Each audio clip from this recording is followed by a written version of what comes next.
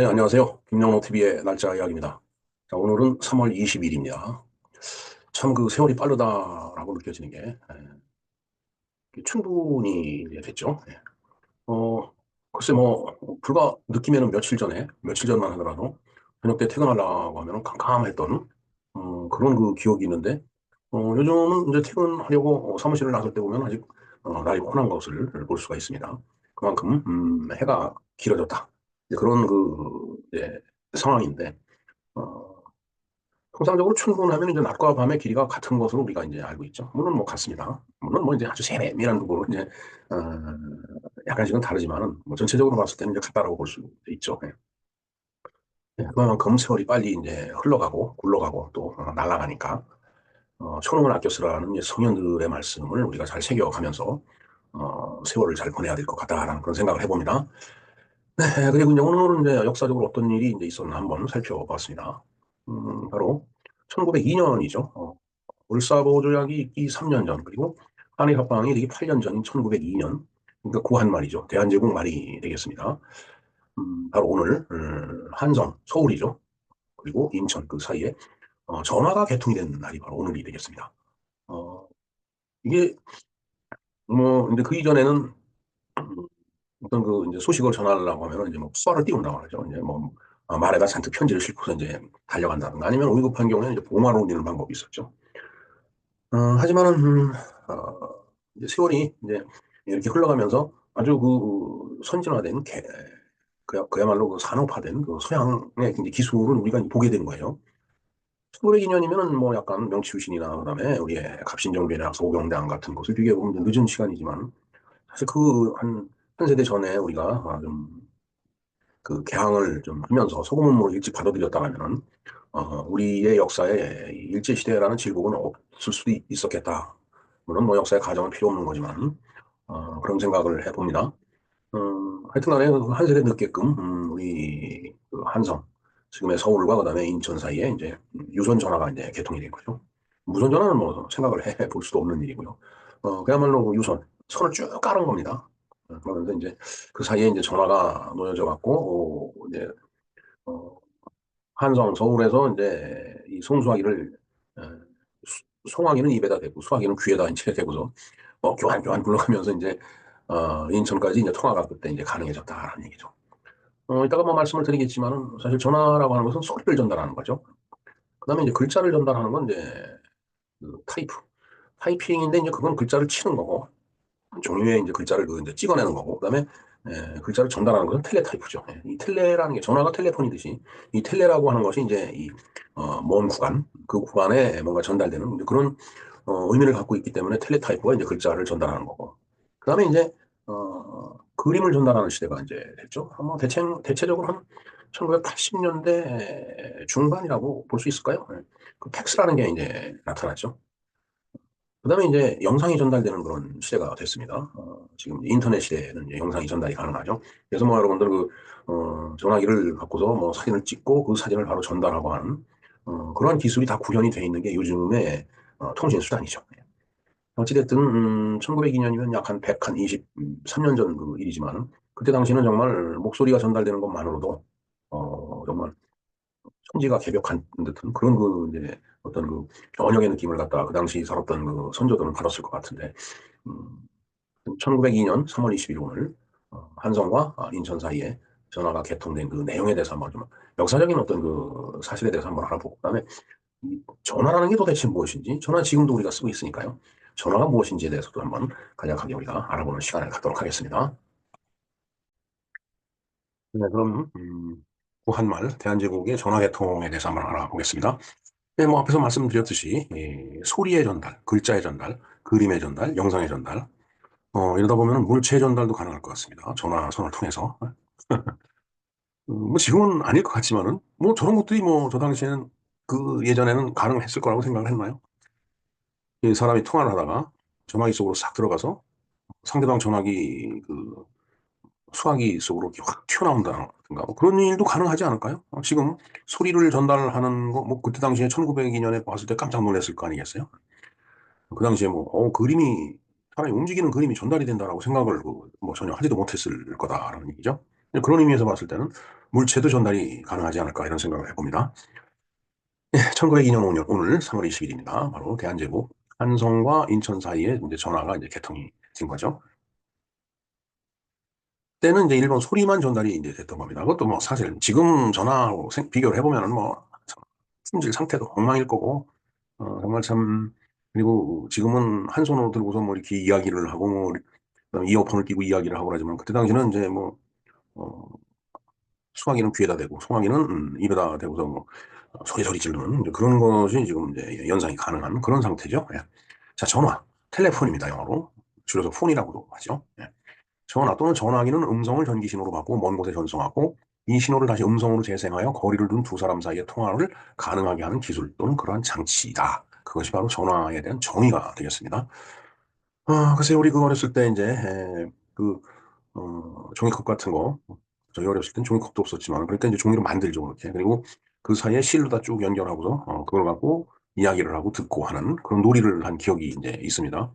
말하자면 이제 그것이 그렇게 놀이 같지만은 그게 이 그 전기라는 신호를 통해 갖고서 실제로 말이 전달되고 또 그다음에 전달된 말을 또 인식을 하고 또 그에 대해서 또 대답을 하고 하는 그것이 이제 그야말로 구현된 것이 바로 이제 전화기죠. 네. 그런 시대가 이제 도래를 한 겁니다. 1902년이니까 지금 뭐 123년 전 이야기가 되겠습니다.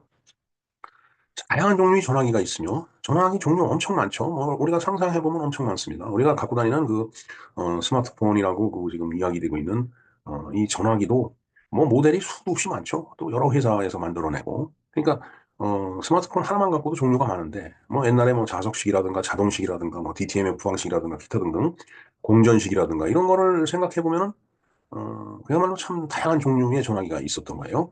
자, 그렇게 많은 종류가 있었는데, 1980년대 중반부터는 휴대전화가 개발이 되어 들고 다니면서, 어, 언제 어디서나 통화를 할 수 있게 되었다. 제가 사실 통신회사에 근무를 했었습니다. 통신회사에 근무를 했었는데, 바로 전화기를 만들던 회사였어요. 그리고 교환기를 만들던 그 회사였습니다. 1980년대 중반에, 테드죠, 테드. 주로 TAD, 그래서 테드를 했는데, 어, 글쎄요, 뭐, T가 뭐였을까 모르겠네요. 뭐, 앤서링 디바이스. 텔레앤서링 디바이스인가? 텔레폰 앤서링 디바이스. 정확하게 기억이 나질 않습니다만은 패드라는 게 바로 이런 그러니까 무선 전화기라든가 휴대전화 이런 그 이제 개념을 갖고 있었던 거예요. 그리고 지금은 지금 우리가 스마트폰이라고 얘기하는 것은 셀룰라 폰이죠. 정확하게 얘기하면 셀룰라 폰입니다. 기지국을 아주 그 세포망 연결하듯이 이렇게 기지국 쭉 만들어 놓고 거기서 신호를 잡아서 원하는 쪽으로 보내주고 또 거기서 또 신호를 받아갖고 연결해주고 하는 그런 방식인데 그때 당시는 이제 이건 상상도 못하는 그런 방식이었죠. 왜냐하면 전화기라고 하는 것은 이렇게 선이 연결돼 갖고 거기에 전화기가 붙어 있어야 되는 건데 연결이 돼 있어야 되는 건데 지금같이 이렇게 무선 방식으로 이런 거는 상상도 못할 때였습니다. 그러면서 전화기를 그 무선 전화기 해갖고 전화기 본체는 있고 송수하기만 무선으로 이렇게 연결시키는 그런 방식의 이제 전화기가 그때 당시에 나왔어요. 그것만 생각해도 굉장히 획기적인 거였는데 지금의 이 셀룰폰, 스마트폰이라고 일컬어지는 이 전화기를 그때는 물론 이제 학문적으로는 그렇게 연구를 하고 있었겠지만 현실 생활에서는 정말 생각지도 못하는 그런 이제 전화기였죠. 그야말로 이제 기술이 혁신적으로 이제 발전이 된 겁니다. 4번 보겠습니다. 또한 1980년대 후반부터 컴퓨터의 모뎀을 이용해서 컴퓨터끼리 통화를 할 수 있게 되었다. 네, 그 전화선에다 모뎀을 이제 달아갖고서 컴퓨터끼리 이제 뭐 통화를 하고 그러니까 어떻게 보면 이제 인터넷 지금의 인터넷 개념에 들어가기 직전 그 이제 상태였다라고 보면 되겠네요. 자, 많은 국가들은 또한 거리에 공중전화를 설치하여 필요할 때마다 이용료를 내도록 하는 대신 공중전화에서 통화를 쉽게 할 수 있도록 하다. 지금은 거리에 공중전화가 거의 보이질 않습니다. 물론 전혀 없는 건 아닌데, 한 80년대만 하더라도 공중전화 많았죠. 그래서 정말 고향에 계신 부모님한테 전화를 하면 공중전화에서 동전을 잔뜩 준비해갖고 쭉 녹아면서 전화했던 기억이 있네요. 그리고 외국 출장을 가서도 공중전화에서 일본서 이제 그 동전 놓고 전화 통화가 가능했었습니다. 물론 이제 미국까지 거리가 먼 데는 그건 좀 구현하기가 좀 왜냐하면 상당히 비용이 많이 들어가니까 그건 굉장히 비현실적인 그런 방식. 일본만 하더라도 가깝기 때문에 500엔짜리 동전을 넣으면 그래도 뭐 몇 분 통화를 할 수 있는 그러니까 다 이제 출장 와갖고서 그냥 집에 안부전하고 하는 그런 정도는 충분히 가능한 그런 그 상태였습니다. 네. 아, 자, 그다음에 이 전화기의 역사를 한번 볼까요? 자, 이게 이 그림에 나와 있는 사람이 이제 벨입니다. 벨. 네. 우리가 그 베리 전화기를 제일 먼저 개발한 사람이라고 그돼 있죠. 알렉산더 그레이엄 벨입니다. 이분인가 봐요. 저런 걸 생각해낸다는 게 대단한 건데.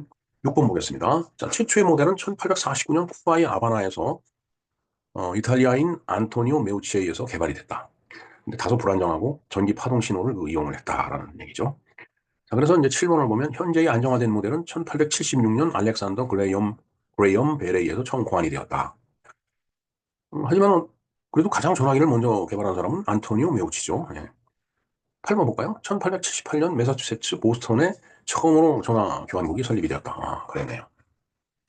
네, 보스턴을 한번 가봤죠. 그래서 트롤리 버스를 타고서 이제 관광도 해본 적이 있는데, 하여튼 뭐 미국은 재미나고 좋아요. 유럽보다 미국 대륙이 훨씬 좋더라고요, 저는. 자, 이후 100년이 넘는 시간 동안 최초 발명자인 알렉산더 그레이엄 벨인 것으로 알려져 있었다. 그러니까 알렉산더 그레이엄 벨이 최초 발명자네. 전화를 최초로 발명한 사람이다. 그러니까 이게 벨, 이름 자체가 또 벨이네요. 전화벨 울리듯이. 예. 사실 그렇게 알고 있었죠, 우리가.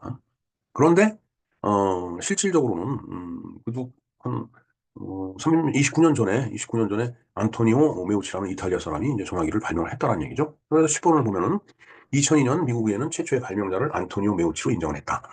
글쎄 저런 거는 의해서 하는 건지 모르겠는데 당시 그는 자금이 부족해 발명 사실을 세상에 알릴 수 없고 그는 또 환자였었다라고 하네요. 네, 메우치가. 그는 1849년 이것을 발명할 당시 텔레트로포노라고 불렀다.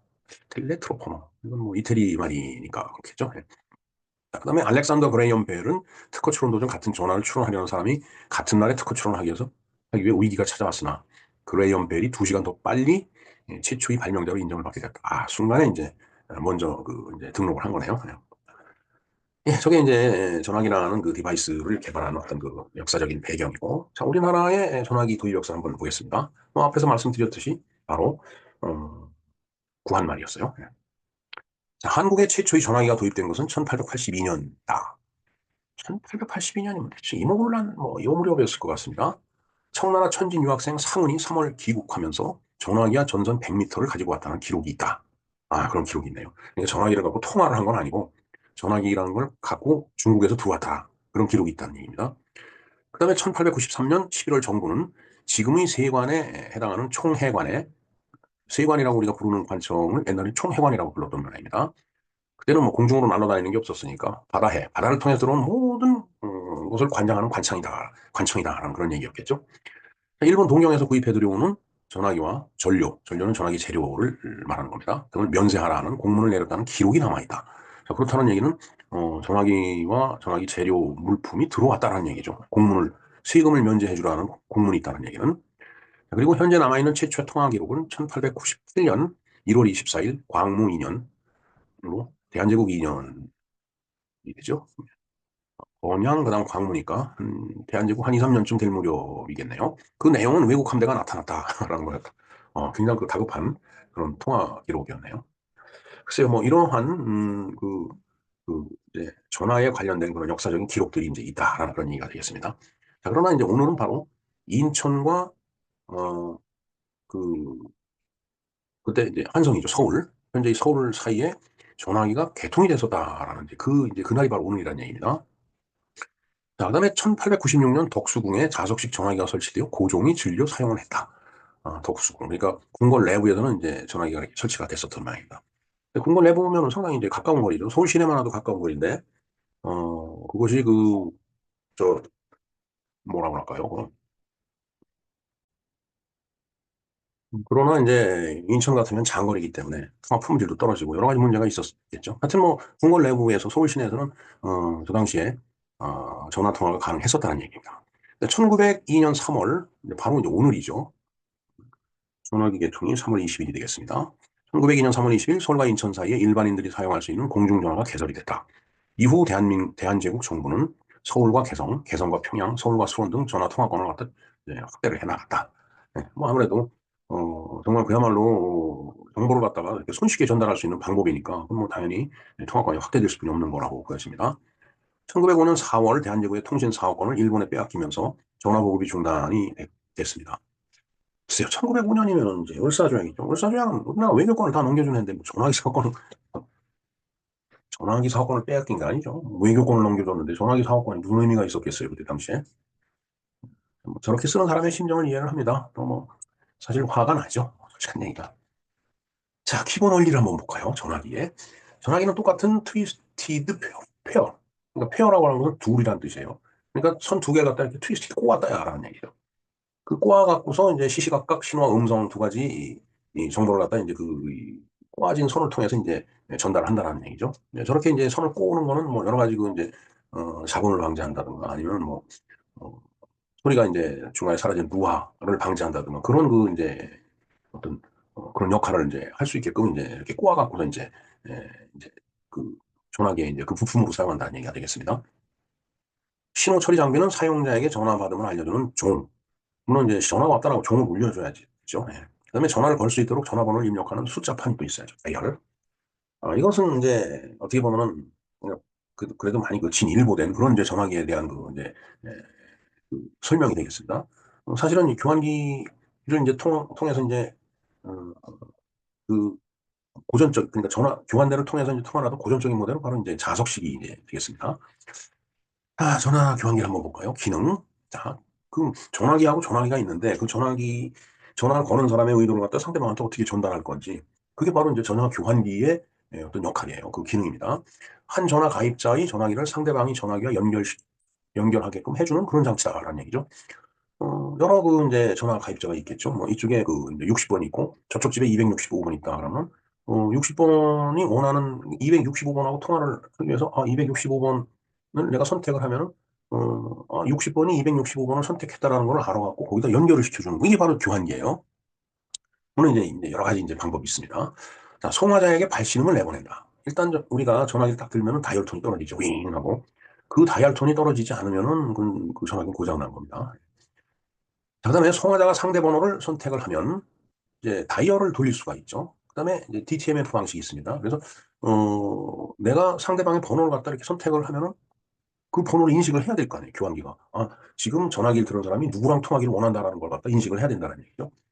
자, 그래서 그 다이얼 방식으로는 디지트 0부터 9까지 뭐 여러분들 기억하실 거예요. 네모난 그런 그 이 키패드도 1, 2, 3, 4, 5, 6, 7, 8, 9 그다음에 아스테리스크하고 샤프가 있죠. 오물정자. 그런가 하면은, 옛날에 그 진짜 그야말로 다이얼 하면은 둥그런 원판이 있어갖고서 0 돌리고 2 돌리고 뭐 이렇게 돌리는 그런, 다이얼 방식, 그야말로 원판 다이얼 방식이 있었습니다. 그 다음에 이제 DTMF라고 해서 듀얼 톤 멀티플 프리퀀시라고 해서 주파수를 이렇게 합성을 해갖고서 번호를 갖다 1, 2, 3, 0, 1, 2, 3, 4, 5, 6, 7, 8, 9, 그 다음에 아스테리스크, 샤프, 이걸 구분하는 그런 그 이제 이 주파수를 합성해갖고서 구분하는 그런 방식이 있어요. 그래서 다이얼을 돌릴 때는 그냥 드르륵 드르륵 드르륵 동그란 그 다이얼판은 그런 소리를 내죠. 근데 이제 번호를 이렇게 꾹꾹 누르는 거는 이제 DTMF 방식을 취하면 이게 삐삐삐삐삐삐 하는 소리가 나는데 그 삐삐가 다 높낮이가 달라요. 우리 귀에는 똑같이 들리지만은 그러나 이제 고도의 그 기술을 갖춘 전자교환기 같은 경우는 이게 뭐 삐삐삐삐 똑같은 소리 같지만은 몇 번을 눌렀다는 걸 인식을 하니까 이제 선택하는 그 번호를 갖다가 구분할 수가 있는 거죠. 자, 그래서 이제 60번이 265번하고 통화를 하기 원한다는 걸 알았어요. 그럼 265번에다가 신호를 보내줘야죠. 전화 종을 울려주는 거예요. 따라랑 따라랑 전화 왔더라고. 그때 이제 이 전화를 건 사람은 링백톤이라는 거죠. 이, 지금도 스마트폰 전화를 걸면 뭐 요새는 컬러링이라고 해서 음악도 나오지만은 고전적인 그런 컬러링을 갖고 있는 사람은 링백톤을 듣습니다. 이게 신호가 쭉 가는 거, 쭉 하고. 자, 그다음에 다섯 번째 볼까요? 수화자가 송수화기를 들면 음성 통화선을 연결한다. 60번이 이제 걸었는데 265번이 이게 종소리를 듣고서 전화기 딱 들었어요. 그러면 이제 이게 통화망이 구성이 되는 거죠. 그러면 이제 서로 이제 통화가 가능해진다는 얘기죠. 그리고 나서 이제 통화 끝나면 내려놓을 거 아니에요? 그러면 이제 저쪽에서 내려놓으면은 뭐 예를 들어 전원이 차단이 됐다. 신호선이 차단이 됐다 그러면 통화 끝났구나. 이걸 아는 거죠. 그래서 이제 양쪽 회로를 갖다 차단시켜주면 이제 원래 상태로 돌아가는 거죠. 자, 종류에 보면 이제 수동식이 있고 자동식이 있습니다. 수동식은 이제 교환원이 신호를 받아갖고서 상대방 전화기를 수동으로 연결시켜주는 거죠. 그다음에 자동식은 전화 다이얼 하는 대로 상대방을 다 선택을 해갖고 바로 연결이 되는 그런 방식이 되겠습니다. 자, 그래서 이제 옛날에 자석식 전화기를 갖고 있을 때 좀 이제 전화기가 나오는데 자석식은 그야말로 이 핸들이 있죠. 막 돌리는 거. 막 돌리면은 그 자석식 돌리니까 거기서 이제 전기가 발생이 돼갖고 교환인데 이제 호출 신호가 가는 거예요. 그러면 이제 교환원이 이제 60번이 나한테 이제 교환을 부르는구나 해갖고서 거기다가 이제 코드를 꽂아갖고서 이제 연결해갖고 통화가 되죠. 그러면, 아, 몇 번 대달라, 이렇게 얘기를 하죠. 그러면 이제, 265번 대달라, 그러면 265번에다 또 전화를 걸어갖고서, 아, 몇 번에서 전화 왔습니다 하면서 양쪽에서 걸고 받을 의사가 확인이 되면 바로 또 연결을 시켜주는 거예요. 그리고 나서 이제 통화 다 하는 거기 끊어지는 거겠죠. 그때 이제 통화가 끝난 거를 확인하고서 이제 그 연결, 선을 갖다 이제 이렇게 끊어주는, 이제 그런, 그게 바로 교환수예요. 전화기를 한번 보겠습니다. 자석식, 조금 전에 말씀드린 대로, 그 이제 핸들을 갖고 돌리는 겁니다. 그런데 요즘 젊은 사람들은 그 이해를 잘 못할지 모르겠는데, 저희들은 이제 저런 전화기를 이제 시골에서 저런 전화를 걸면서 이제 사실 자랐죠. 네. 자석 발전기, 핸들이 있어 막 돌립니다. 그냥. 다. 요즘 군대에서 저기 저런 그 전화기가 있는지 모르겠습니다. 자, 그게 자석식입니다. 막 이제 여기서 핸들을 돌려서 그 자석 발전기, 전기를 발전시켜 갖고서 이제 교환한테 내 통화 의사가 있다라고 알리는 게 자석식이고, 그다음에 이제 공전식 있죠. 자석식은 뭐 참 그걸 이제 거는 사람이 돌려야 되니까 아주 그것도 불편하죠. 그래서 이제 그 통화에 필요한 전지나 뭐 이런 것들을 갖다 전화국에 이제 설치해서 공동으로 사용하는 방식이 바로 공전식이에요. 그래서 공전식은 송수화기를 딱 들면은 교환이, 아, 이쪽에 전화 통화 의사가 있구나라는 걸 알아갖고 바로 연결을 하죠. 네. 그런 차이가 있는 겁니다. 자, 이제 그러면서 이제 아까 말씀드렸지만 다이얼식이 나옵니다. 가입자가 전화를 걸어갖고 이렇게 전화를 돌려갖고, 아, 나 265번 대달라 뭐 이거보다는 전화기에 다이얼판이 있어갖고 265 이거 딱 들려갖고 탁 연결이 되면 얼마나 좋겠어요. 그게 바로 이제 다이얼식이고, 그 다이얼식을 연결해주는 그 전화기를 그 연결해주는 교환대가 바로 자동식 교환대가 되는 겁니다. 예, 다이얼식 한번 볼까요? 1980년대까지 널리 이용된 전화번호 입력 방식으로 원판 위에 손가락이 들어갈 만한 크기의 구멍이 있으며 각각 0부터 9까지 번호를 담당을 한다. 상상해보면 아실 겁니다. 그다음에 전화번호를 입력할 때 해당 번호에 구멍을 넣어서 다이얼 끝까지 돌렸다 놓으면은, 0을 돌린다고 하면 이제 끝까지 돌리면 이게 딱 돌아가면서 이제 0이 이제 전달이 되고, 1을 돌리겠다면 1은 거기서 가깝거든요. 그러니까 잠깐 이렇게 당겼다가 놓으면 이제 1이 이제 교환대로 이제 전송이 되는 거죠. 이 번호가. 그래서 265를 돌리면 265번이 선택이 되는 거예요. 자동적으로. 그럼 자동 교환대에서 이쪽에서 선택한 번호가 265니까 그 265에 해당되는 그 선로가 이렇게 찾아가는 거예요. 그게 이제 그러니까 이것도 테크놀로지죠, 사실은. 예. 그다음에 20번의 세 번째 보겠습니다. 해당 번호가 위치한 거리에 따라 일정한 전기 펄스가 발생하며 이 펄스를 전화통신망이 컴퓨터에서 감지하는 하여 해당되는 번호의 전화를 찾아내서 연결한다. 1번 돌릴 때 펄스가 하나 나가고 0을 돌릴 때는 펄스가 10개가 나가는 거예요. 그러니까 펄스를 감지하면, 아, 이 사람이 몇 번을 돌렸다는 걸 알 수 있다는 얘기죠. 자, 이제 버튼식이 나왔죠. 그러면서 1980년대 중반쯤 이 버튼식이 나왔습니다. 참 그때 이 동그란 다이얼 통을 갖고서 이게 전화번호를 선택하다가 버튼식이 나오니까, 아, 그것도 신기하더라고요. 이게 그 숫자 배열이 지금 현재 스마트폰 쓰고 있는 거하고 똑같죠. 자, 오늘날 널리 이용되는 전화번호를 입력하는 장치로 0에서 9까지 숫자와 별표, 그다음에 아스테리스크라고 그러죠. 그다음에 샵은 이제 우물정자하고 비슷하니까 우물정자라고 얘기를 하죠. 포함하여 12개의 단추로 구성이 되어 있다. 0부터 9까지 10개, 그다음에 별표하고 샵 2개에서 12개가 됩니다. 3, 4, 12가 되는 거죠. 자, 이 번호판의 단추를 누르면 숫자에 따라 일정한 전기 펄스, 다이얼식 전자화 또는 소리가 나게 된다. 그러니까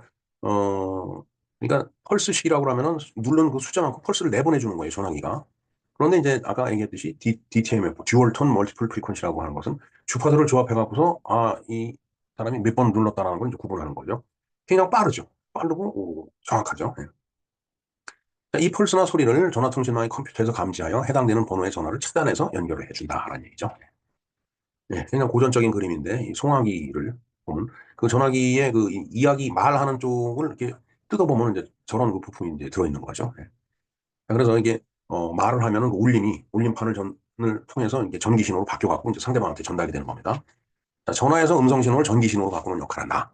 탄소 송화기와 호일 일렉트릭 축전기 마이크로폰이 있으며 그 두 가지 방식이 있다는 얘기죠. 탄소 송화기 안에는 탄소 알갱이가 들어있는 탄소통과 그 전면에 알루미늄 등의 얇고 가벼운 금속판으로 된 진동판이 있다.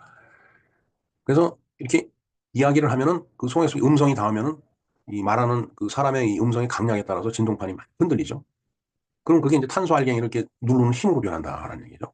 그래서 그 누르는 힘에 따라서 이 전류가 이제 이렇게 발생이 되는 거예요. 음성 전류가. 그런데 이 음성 전류는 교환기를 거치고 전화선을 통해서 상대방의 수화기로 전달이 된다.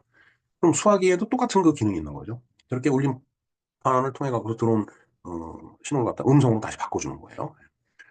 자, 포일 일렉트릭 축전기 마이크로폰, 포일 일렉트릭이라 불리는 진동판을 사용한다. 이거는 그 소리를 감지하는 그 이제 재료가 어떤 거를 쓰느냐에 따라서 그렇지 원리는 이제 마찬가지라고 보면 되겠습니다. 한쪽에 금속을 입힌 얇은 원형이 플라스틱으로 되어 있으며 정전기를 띠고 있다. 이 진동판의 반대편에는 속이 빈 금속 원판으로 된 백플레이트가 있는데 진동판의 일부분만이 백플레이트와 직접적으로 닿아 있고 그 외의 부분은 공기주머니를 통해서 백플레이트와 직접적으로 닿지는 않는다. 진동판과 백플레이트 사이에 전기장이 형성되며 진동판과 백플레이트 사이의 거리에 따라서 전기장의 세기가 달라진다. 자, 그러니까 이제 저게 이제 세기가 다르니까 이제 음성도 구분이 되는 거예요. 음성이 닿으면 진동판이 공기 주머니 안에서 진동하는데 이에 따라 진동판이 진동 세기에 따라서 진동판과 백플레이트 사이의 거리 간에 발생되는 전기장의 세기가 변하게 되고 이 전기장의 세기는 음성 전류가 돼서 또 그 전화선을 타고 상대방한테 이렇게 전달이 된다는 얘기죠. 전달이 되면 그건 또 역순에 의해서 나중에 음성으로 이제 바뀌게 된다는 얘기예요. 전류가. 자, 그렇게 송화기에서 그렇게 얘기를 해서 보내면 조금 전에 다시 말씀드렸듯이 이제 수화기에서 그 이제 음성 전류를 받을 거 아니에요.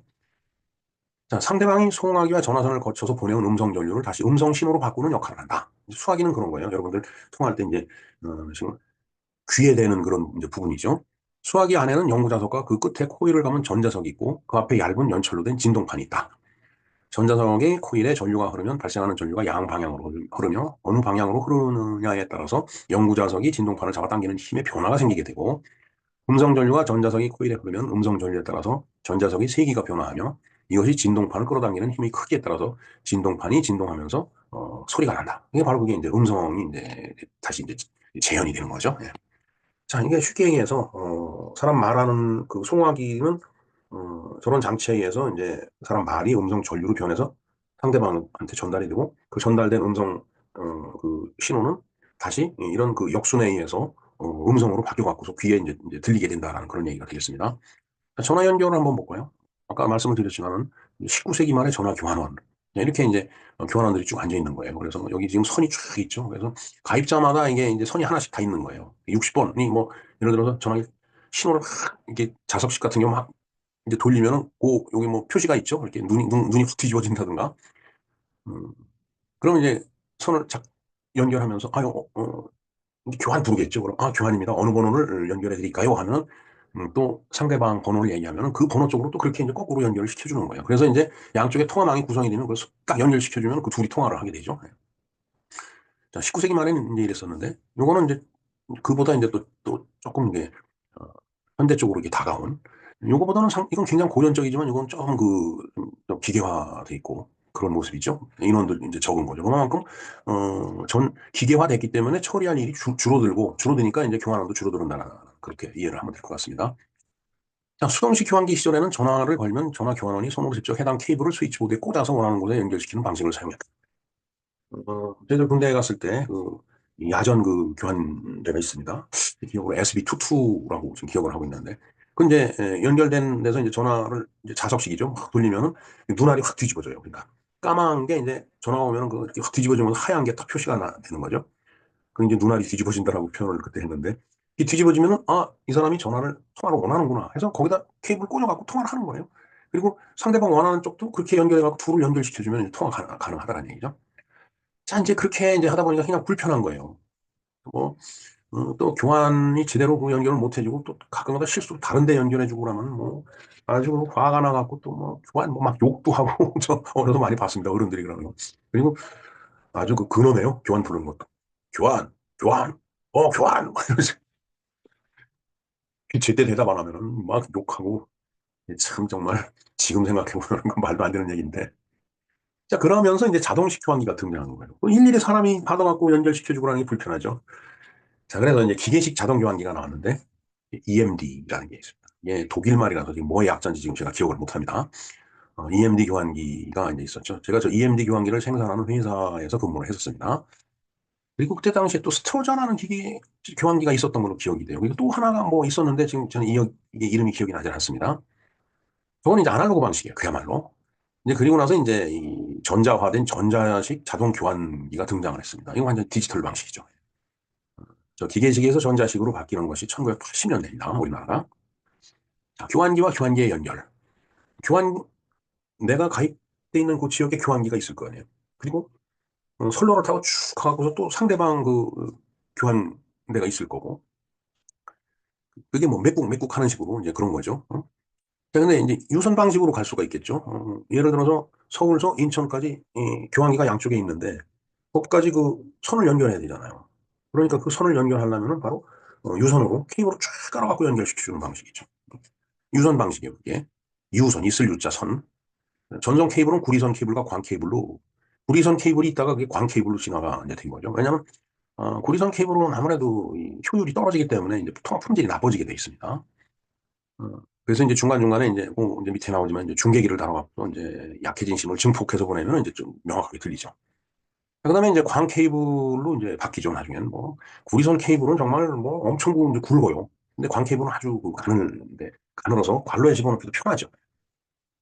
그게 유선 방식이고. 그다음에 무선 방식이 있습니다. 라디오 프리퀀시나 마이크로웨이브를 통해서 무선으로 이쪽 안테나로 쏴갖고 저쪽 안테나 잡아갖고, 음, 이쪽 송신기에서 송출하면 저쪽 안테나가 다 잡아갖고 이제 신호를 서로 이제 주고받는 거죠. 그게 이제 무선 방식입니다. 자, 그다음에 전송 손실로 신호가 약해지면 아까 말씀드렸듯이 중계기를 달죠. 그리고 중계기를 달 수도 있지만은 아주 진짜 먼 곳을 이 무선으로 하려면 중계소를 이제 두는 거죠.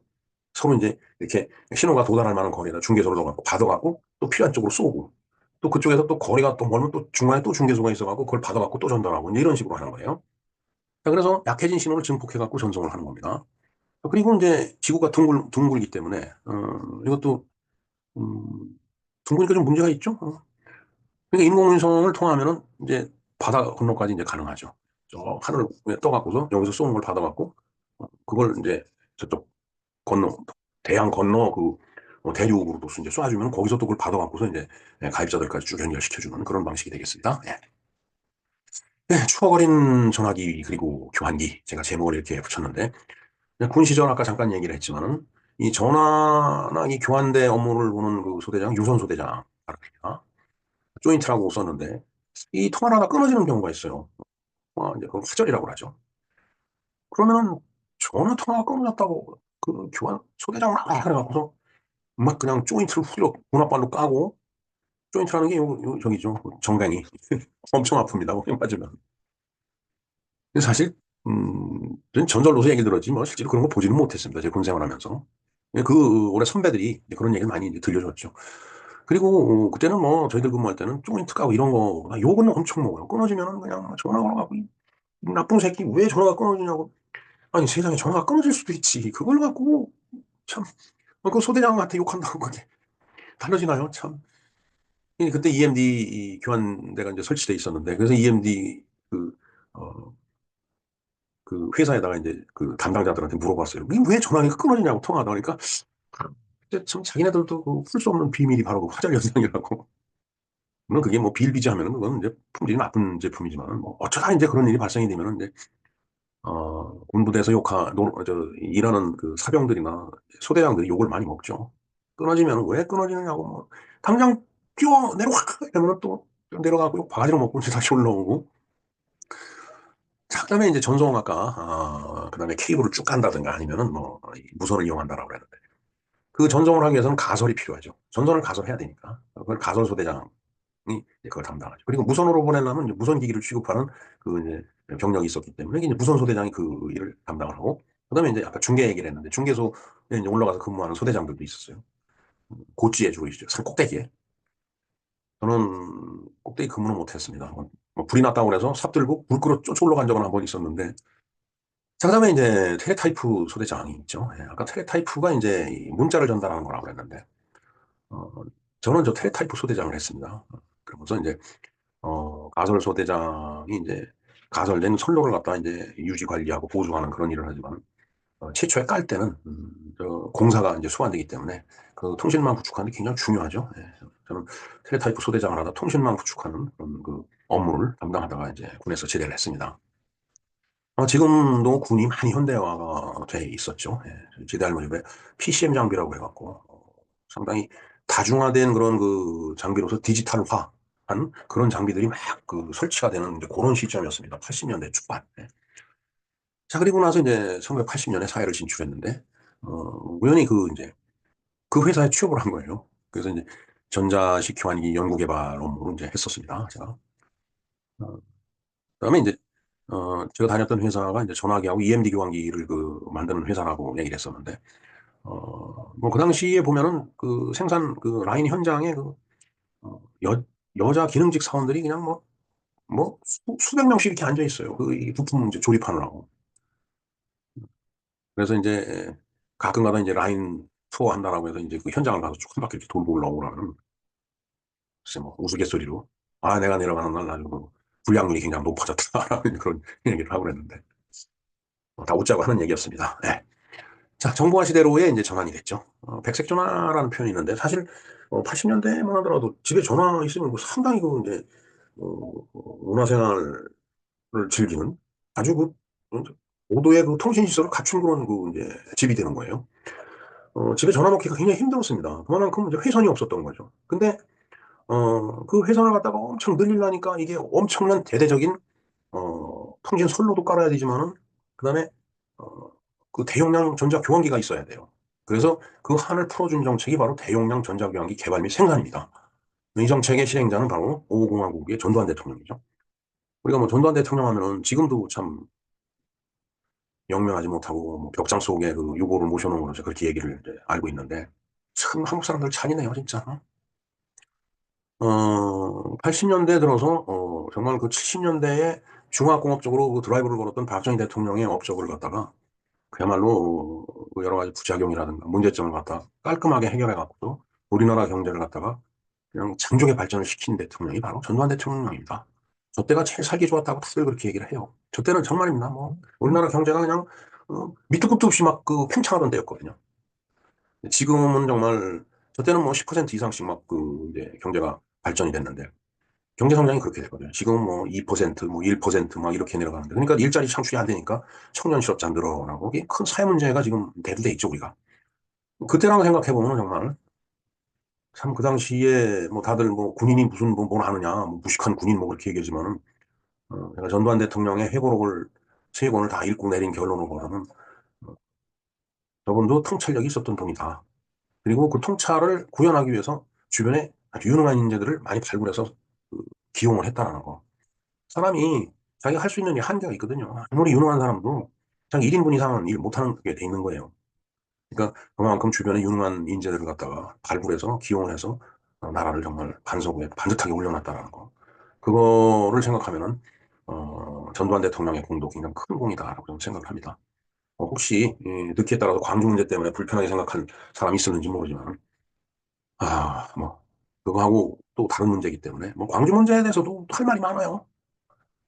자, 어찌됐든, 이 통신, 소위 그 정보화의 밑바탕을 깔은 지도자는 전두환 대통령이었다.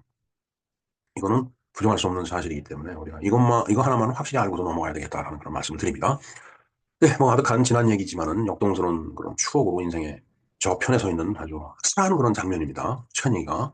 정말 저 시대를, 어, 가진 것도 없는 별로 없었던 그 시절을 우리 대한민국 사람들이 어떻게 살아왔는지 가끔가다 80년대 뭐 드라마나 그때 거리 사진 보면은 정말 참 저 시절로 다시 돌아가라 그러면, 아유, 돌아갈 수가 없어요, 진짜. 그렇게 없었기 때문에 그렇죠. 70년대는 더 했고요. 60년대, 50년대는 더 했겠죠.